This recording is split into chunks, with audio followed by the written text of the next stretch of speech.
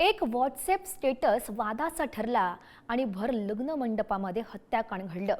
धुळ्यातल्या पिंपळनेरमध्ये लग्नाच्या आदल्या दिवशी रक्तरंजित संघर्ष झाला आणि यामध्ये तिघांचा जीव गेलाय।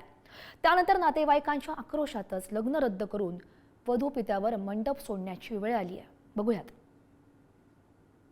18 तारीख को तुझे पता चलेगा कि डर क्या होता है। 18 तारीख को लोगों के दिल में से तेरा डर निकल जाएगा। 19 तारीख को तुझे पता चलेगा कि तुझसे टक्कर लेने वाला कोई मर्द आया है। और 20 तारीख को तेरा खेल खत्म। दम है तो रोक ले। धुळ्यातल्या पिंपळनेरमधल्या या लग्न मंडपात साखरपुडा आणि हळदीच्या दिवशी रक्ताचा सडा पडला।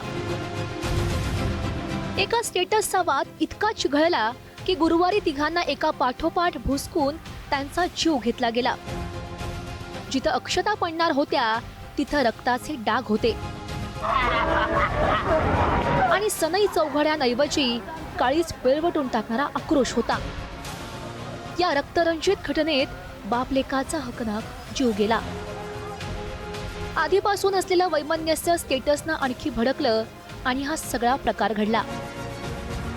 वधू आणि वराच्या कुटुंबियांनी गुरुवारी साखरपुडा आणि शनिवारी लग्न असा मुहूर्त ठरवला होता। त्यासाठी गुजरातच्या सोनगडमधून नवरा मुलगा वराडासह पिंपळनेरला नवरीच्या गावामध्ये आला होता। पण वराडी पिंपळनेरला येण्याआधीपासूनच काही दिवस सोनगडचा अनिल पाटील व्हॉट्सअप स्टेटसवरून आव्हान देत होता। त्याच्या याच चिथावणीखोर स्टेटसनं राडा झाला। साखरेतून साखरपुड्यासाठी आलेले वधूकडचे पाहुणे नवऱ्याच्या नातेवाईकांना भेटायला गेले। तिथं स्टेटसचा विषय छेडला गेला आणि तयारीमध्ये असलेल्या सोनगडच्या काही जणांनी थेट चाकूने वार केले। एका पाठोपाठ 5 जणांना त्यांनी भोसकलं आणि त्यात तिघांनी आपला प्राण सोडला। आम्ही तिथं भेटायला गेले तर ऑलरेडी ते तिथं आलेलेच होते, चक्कू वगैरे घेऊन खिशातून सर्व।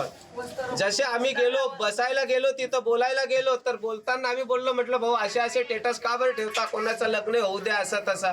त्यांनी मागं पुढं विचार केलाच नाही।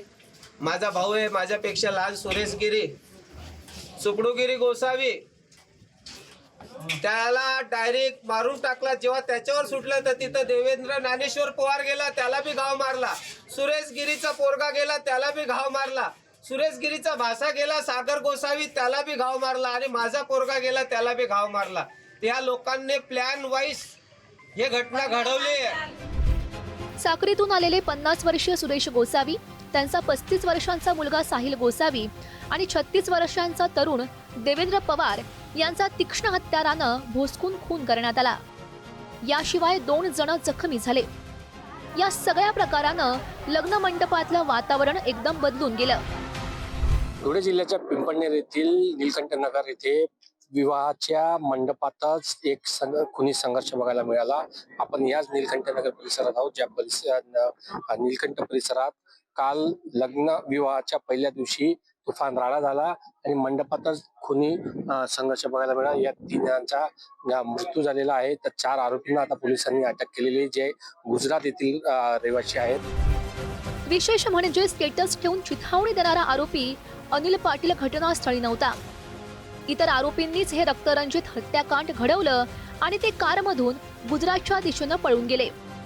पोलिसांना हा सगळा प्रकार कळला तेव्हा महाराष्ट्र गुजरात सीमेजवळ ओटाबरी घाट परिसरात स्थानिक रहिवाशांच्या सहाय्यानं ट्रॅफिक जाम करून या आरोपींना पकडण्यात पोलिसांना यश आलं।